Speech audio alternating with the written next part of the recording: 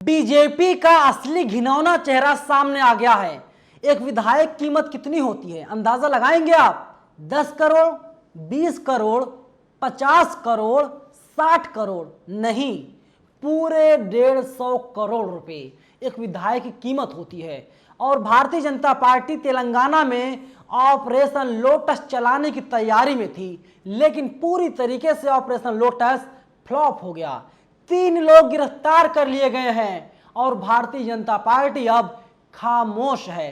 चौथा ऐसा राज्य है जहां पर ऑपरेशन लोटस पूरी तरीके से फ्लॉप हो गया है। राजनीति के चाणक्य कहे जाने वाले शाह साहब वो भी खामोश हैं। समझ नहीं आ रहा है अब क्या किया जाए। नमस्कार, मेरा नाम है नवीन कुमार नंदन और आप देख रहे हैं इंडिया इंटरनेशनल न्यूज। सोचिए, हमारे देश में लोकतंत्र है, हम लोग जाते हैं अपना मत देते हैं किसी एक नेता को जिससे वो हमारा विधायक बन सके। हम मुख्यमंत्री चुनते हैं, हम लोग प्रधानमंत्री चुनते हैं, लेकिन हमारे देश में लोकतंत्र को खत्म करने की कोशिश लगातार सरकार के द्वारा, बीजेपी के द्वारा की जा रही है। क्योंकि तेलंगाना की जनता ने अपना मुख्यमंत्री किसी और को चुन लिया था, भारतीय जनता पार्टी को तो नहीं चुना। लेकिन भारतीय जनता पार्टी वाले चाह रहे हैं कि लोकतंत्र खत्म हो जाए और धनतंत्र पर ही सरकार बना लिया जाए। इसीलिए महाराष्ट्र से खबर आई थी, एक एक विधायक कीमत 50 करोड़ रुपए थी, यानी 50 खोखा। और अब तेलंगाना जो खबर आ रही है, एक विधायक की कीमत 150 करोड़ रुपए आंकी गई थी। मैं कोई आरोप नहीं लगा रहा हूं, बल्कि ये पूरी तरीके से सच्चाई है। डीएनए इंडिया जी न्यूज से इनका संबंध है। इसके मालिक है सुभाष चंद्रा, वही जो बीजेपी से कभी राज्यसभा सांसद हुआ करते थे। उन्हीं की वेबसाइट में लिखा है, ऑपरेशन लोटस की थी तेलंगाना में तैयारी, 400 करोड़ रुपए में खरीदने थे 4 टीआरएस विधायक, पुलिस ने दबोचे 3 लोग। आगे लिखता है डीएनए हिंदी, तेलंगाना में सत्ताधारी पार्टी तेलंगाना राष्ट्र समिति के विधायकों खरीदने की कोशिश की गई। साइबराबाद पुलिस ने एक फार्म हाउस से 3 लोगों को हिरासत में लेने के बाद एक साजिश का पर्दाफाश किया है। तेलंगाना पुलिस ने इन तीनों के कब्जे से 15 करोड़ रुपए नगद भी बरामद किए हैं। पुलिस का दावा है कि ये तीनों लोग विधायकों के साथ डील करने के लिए फार्म हाउस पर पहुंचे थे। इनका टारगेट टीआरएस के कम से कम 4 विधायक को तोड़ने का था, लेकिन इससे पहले ही ये पुलिस के हत्थे चढ़ गए। टीआरएस की तरफ से इस खरीद फरोख्त की साजिश का आरोप भारतीय जनता पार्टी पर लगाया गया है। डीएनए हिंदी आगे लिखता है, एएनआई की रिपोर्ट में Cyberabad police commissioner Stephen Ravindra के हवाले से दावा किया गया है कि पकड़े गए आरोपियों ने हर विधायक को 100 करोड़ रुपए देने का वादा किया था। साथ ही इन विधायकों को 50 करोड़ रुपए अलग से देने का वादा भी किया गया था। एक मूवी आई थी, उसमें कहा गया था, एक चुटकी सिंदूर की कीमत तुम क्या जानो, और अब यहां पर हो रहा है, एक विधायक की कीमत तुम क्या जानो अपोजिशन के नेताओं। एक विधायक की कीमत तो भारतीय जनता पार्टी जानती है। एक विधायक को कितने में खरीदना है?